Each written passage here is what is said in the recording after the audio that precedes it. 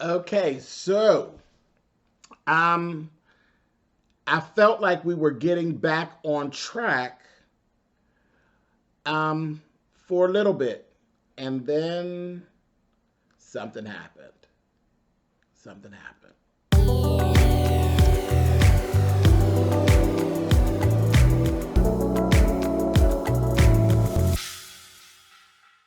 Hey guys, thanks so much for clicking on the video. This is my review for Pose. This is season 3, episode 6.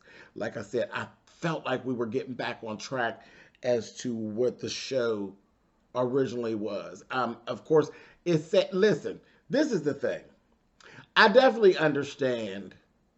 It's one of those things when you watch Pose where we are in the story right now. The reality of it is, it was a sad time. So if they really stick to the story and telling the story the way that they were telling the story when we first started this, oh, you're going to walk away crying because most of us was walking around crying. We were walking around crying. It was a sad time. The 90s, early 90s, mid 90s, it was a sad time. We were losing a lot of people. There was a lot of shit going on, as pertains to the ballroom and just the LGBTQIA experience. It was a sad time. It was a sad time. Now, things weren't as bleak as it was in the 80s. We were coming out of some of that, but it was a sad time. It was a sad time. So it's okay to invoke that type of emotion with the writing because that is real. That is the reality of what was going on. And that's what made this show pop. That's what made this show so good, is that they were telling the stories and they weren't sugarcoating it and candy coating it and trying to make it all fairy tale like. I don't particularly care for the fairy tale of it all. It's hard to watch. A lot of it is hard to watch. I lost many friends. Many friends. Okay? Back then and still to this day, losing friends here and there. Okay? So just the show was a hit because of the reality. The show was a hit because of the transparency.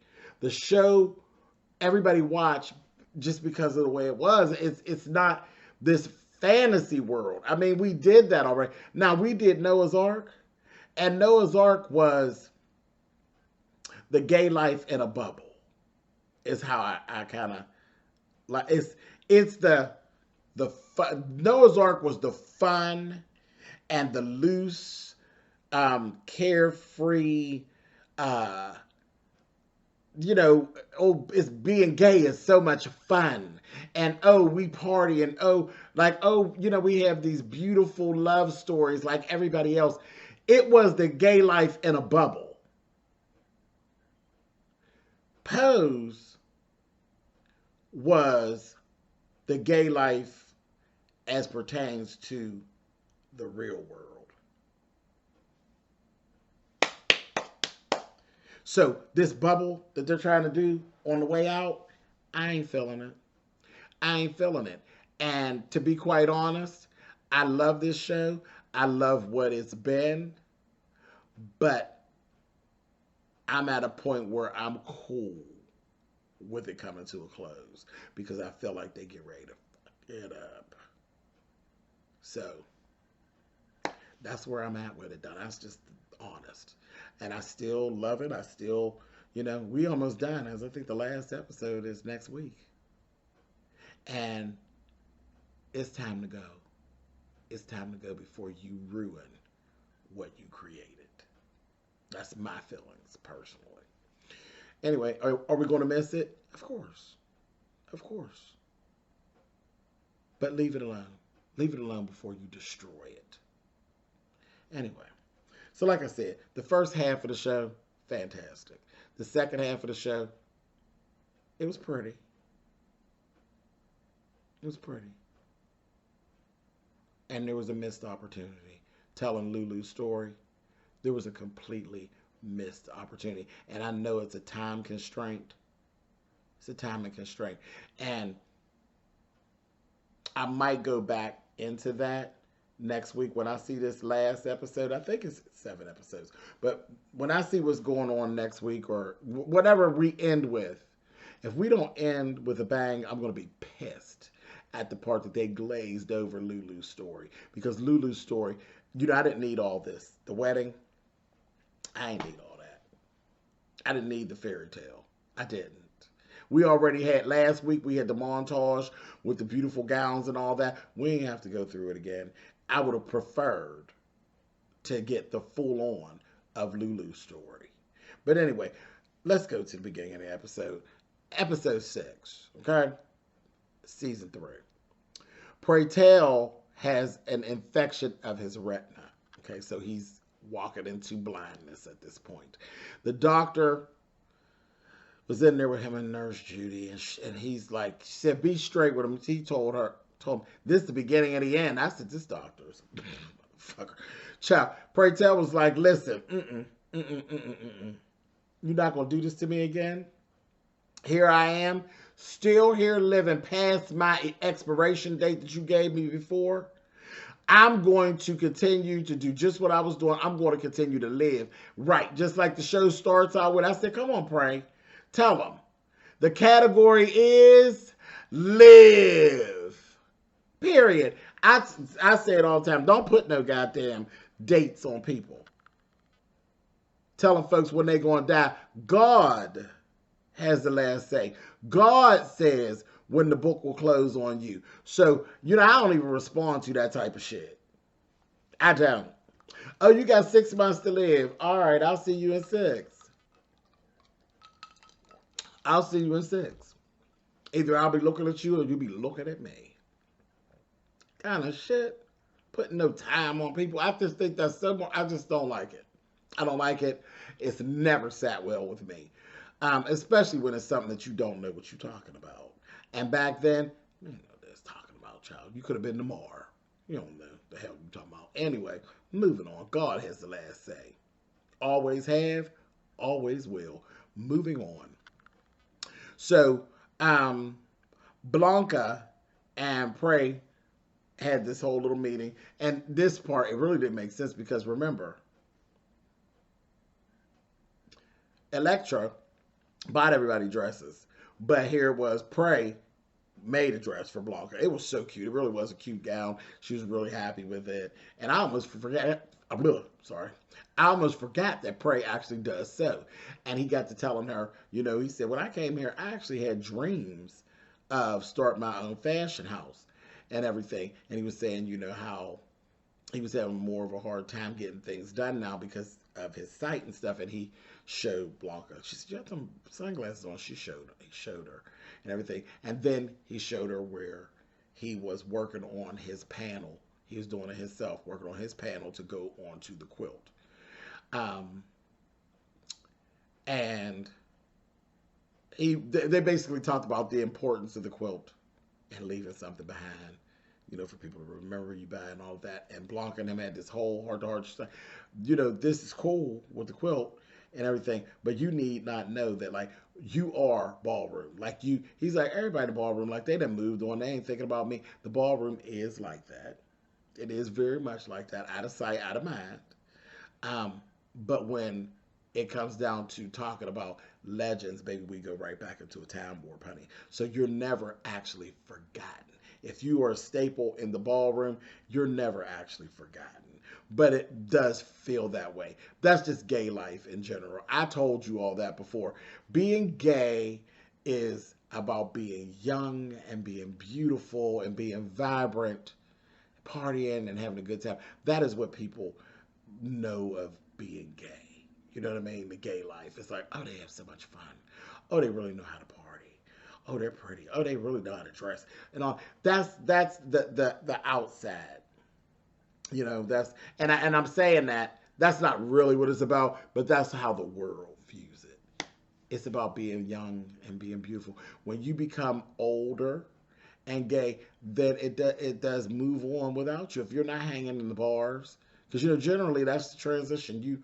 And that's even being a heterosexual person, you stop hanging in bars and stuff when you get to a certain age. You're not bar hopping anymore. I mean, listen, I'm 49, okay? I don't hang in the bar like I used to hang in the bar. Baby, well, it's COVID now, but child, trust me, I still will hang out. But when I was in my 20s, baby, listen, I was nothing for me, baby. I will jump up on a Friday night. I worked every Saturday.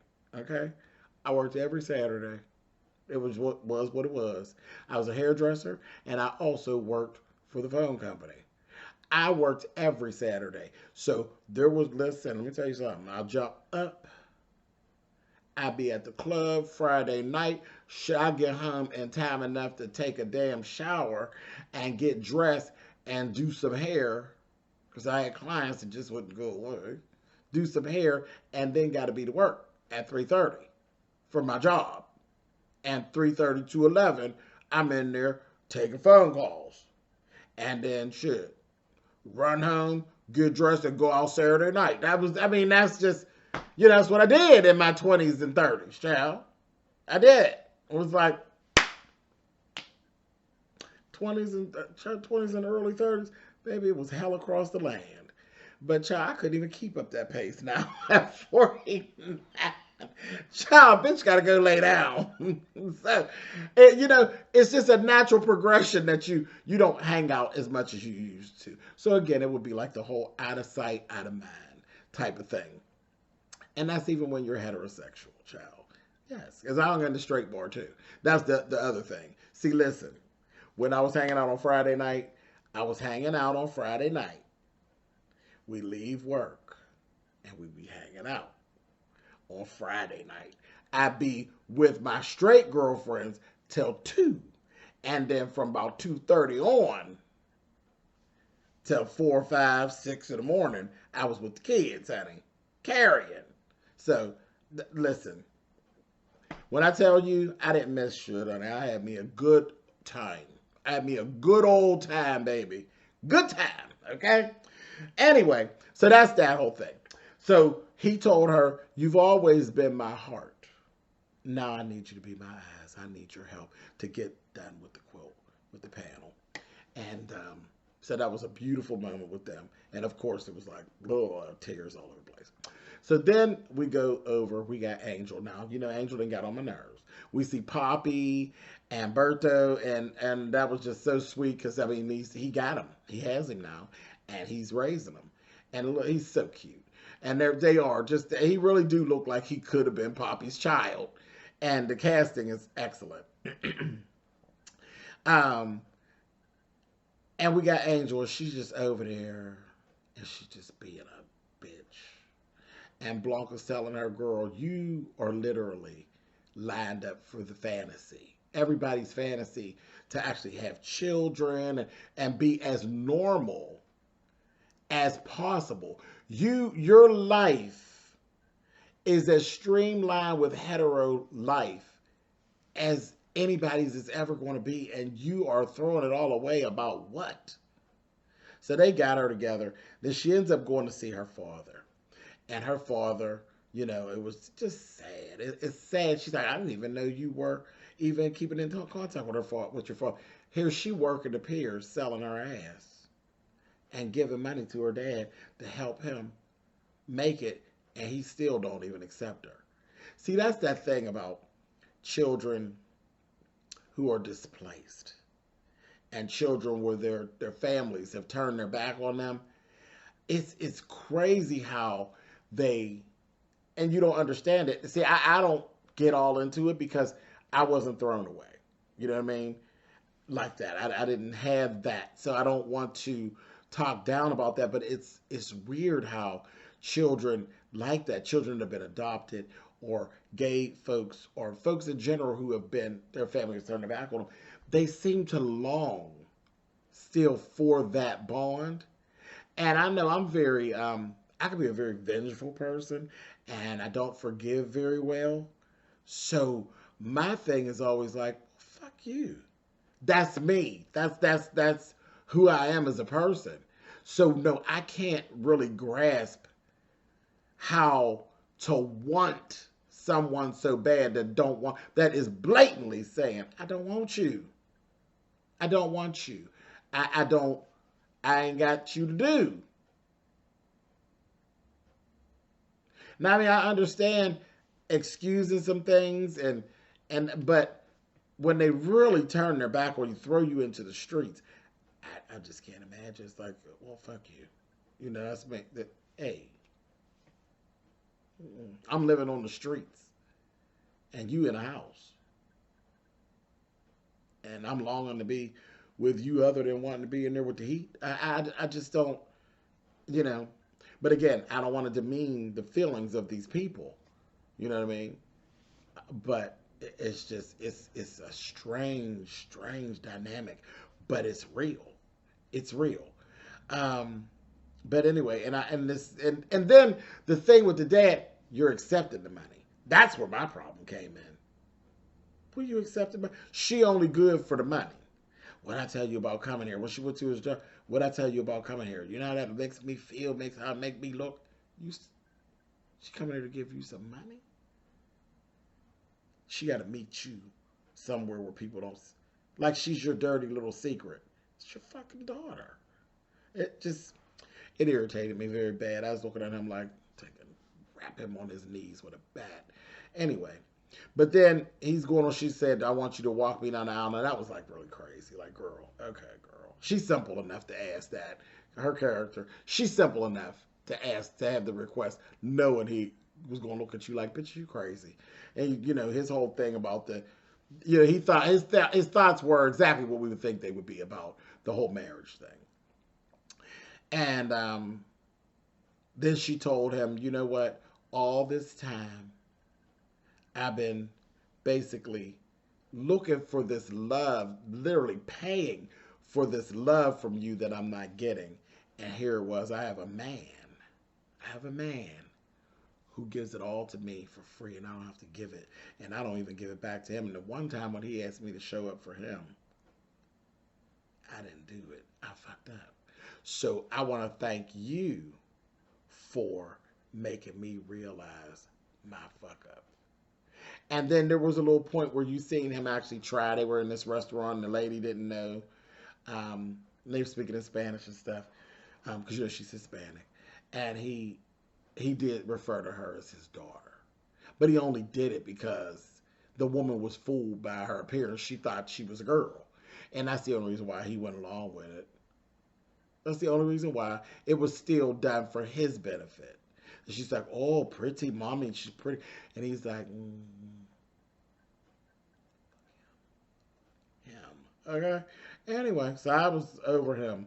Anyway, so Angel ended up going back to the house because she had been staying with Blanca all this time. She go back to the house and she ended up meeting Berto. And that was like really sweet. She apologized to Poppy and she got her head on straight.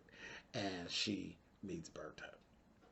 And child, how could you know, everybody falls in love with little kids. Little kids, you know, it's just a natural instinct to take care of them, to, you know, kids, just kids, you know. Anyway, so that's that. So she's going to give it a shot. She'll give it a shot. She want to make sure they are all right. Anyway, she go on. There's a conversation between Angel and the girls. And it's this whole bullshit about going down here to get this marriage license. This was the most ridiculous conversation ever. Lulu was like, girl, what? This thing, anybody got time for all that? That, first of all, that's all breaking laws. Like, you lying on a legal document. You're lying. Ain't nobody doing that. Anybody right? You signing your name on a legal document, and then that's the thing. I'm like, that's crazy for Poppy to even want to do, because Poppy actually has a job and has a business, and I'm like, that's federal shit you down there playing around with. Y'all better go sit down. And no, nobody was getting married back then. I mean, we were having marriages, but they were mock weddings back then. Like, stop it. And nobody was going down to the courthouse trying to get. Well, I'm sure somebody was foolish enough to do it, but maybe they ain't signed off on that. Because listen, the woman went down there. Her and Poppy went down there and they got the license. The lady overlooked it or whatever. Bullshit. I call bullshit. That's why I said, here we go. We get ready to roll right on over into this fairy tale land. And I was pretty irritated at that point. I was ready to cut it off. But I said, I'm going to go on and keep on watching. But they did. They rubbed me wrong because the first half of the show was so good that when we got to that, I said, oh, I see where you're going. I'm going to cut this shit off. But the lady looked over it and gave him the license. Now, meanwhile, in real life, the woman is perjuring herself, Angel and Poppy, all three of them committing fraud. All three. Her job and her freedom would have been up. The lady who did it, she'd have been in big trouble too. Anyway, that's just a bullshit. Anyhow, then this is where we seen the whole thing with Lulu and her dude Jerome, the crackhead. And we just saw basically that Lulu, it was real fast. It was a 5-minute thing, basically, where Lulu told him, you got to stop getting high. And if you ain't going to get high, give me my keys to get out. And he threw the little crack pipe on the ground and then took her keys and threw them on the ground. But see, the original way that they were talking about Jerome, this was it was a missed opportunity. This was the opportunity to actually talk about the violence that happens between trans women and men that they date. Because there is an issue with trans women and that, inside of their dating realm, the violence. There's, domestic abuse as well. Because remember earlier on, they were saying, he's bad news, and they weren't talking about him getting high. They were scared for her well-being. So this was a missed opportunity, and I'm thinking that it has to do with timing, because he was supposed to be written in as an abusive boyfriend, and it would have actually been that. At the time, he's all on a crack like that, how he just whipped that pipe out and he's all fucked up on that crack. He would have been wanting to fight her and doing all that. It would have been a whole scene. This was a missed opportunity in storytelling, very much so. But like I said, I won't be really, really angry until I see what they did here, because we spent a whole half hour, basically, on this wedding. I was over it. Other than it was very pretty. It's very pretty. The wedding was very pretty. And there was a talk there. Here's the highlights. There was a talk with Angel and the guys and the groomsmen. And he told them how he appreciated all of them. And then the ghost of Cubby showed up. Baby Cubby was sharp as hell in this white suit, and it had the slits up the front of the pants. It was just gay enough for Cubby. Cubby was clean as hell in all white. I said, come through, Cubby. He looked so good. He really did. So he was part of the conversation, pretty much. He was there. So that was really cute. We got to see Cubby. And then Angel had a conversation with her girls, and Candy showed up. And Miss Candy was clean too. She had a pink and white suit on with a bad pump. I said, come on, Miss Candy. Her hair was beautiful. Her hair was like natural, and it was real cute. She looked really cute. She really did. I was like, hey, Candy. But what had happened was, it was Blanca gave her the something old, which was her mother's cookbook. She gave her that. Electra gave her something new, which was a white mink coat. Sharp. Lulu gave her 1 month sobriety chip. So then they knew they had a whole month. Lulu's hair was sharp too. Lulu's hair was sharp. I was like, come on, Lulu. She gave her a 1 month sobriety chip as the borrowed. Something blue, they actually had Candy's hammer, honey, wrapped in blue ribbon. And that's what she said. She said, baby, I took that hammer and went upside a whole bunch of old dirty trades head, honey. Said, if that Poppy, said, I like Poppy, but if he get wrong, girl, bust him in his knees, honey. So that was the whole something blue. And then, they did the wedding, and we got to see everybody. You seen all the queens come through. And I don't want to say they're all queens. All of the trans women, because some of them were performers and some of them were not performers. They were pretty much they were all trans women. All the trans women showed up in their wedding gowns. They were all sharp. They looked so beautiful. They did everybody. It was like a sea of wedding gowns, honey. I said, child, only you all, honey, that overdid it, honey. But they're all sitting out there. It was pretty. And then they got to doing their vows. Angel's hair was pretty for the wedding, too. Her hair was pretty for the wedding. Her gown was different. It was different. It was very. It was different. It was cute. It was cute. It was cute. It reminded me almost of Angaro, but Angaro would have been more volume, but that's what it reminded me. It reminded me of Angaro. But anyway, which I used to love Angaro, child.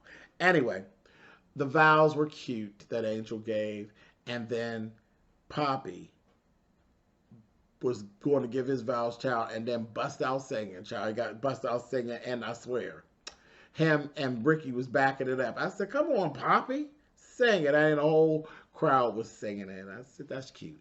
And then we went. They were leaving, and she had her white fur on, honey. I said, "Come on, bitch." And here goes Electra. Boop, boop, honey. They was like, "What the hell is that?" So she got this Mercedes, honey. It's this whole convertible Mercedes, honey, that she didn't get. She said, "You thought I was going to forget about you?" She gave Poppy a convertible Mercedes. I said, "Okay." She said, "I didn't forget about you, Esteban." I said, "Girl, here we go, honey, with this fantasy shit." I said, "All right, that's cute enough, honey." And them and the baby got on in the car and they drove on off, honey. Oh, they had this whole scene too, child, earlier on when Poppy left Berto with Angel, child. He was giving her the blues, honey. It was very corny, but I was laughing. And then um, when Blanca came in, child, she got him right together, honey. He's like, "Okay, child." He stopped cutting up. He was throwing shit and carrying on.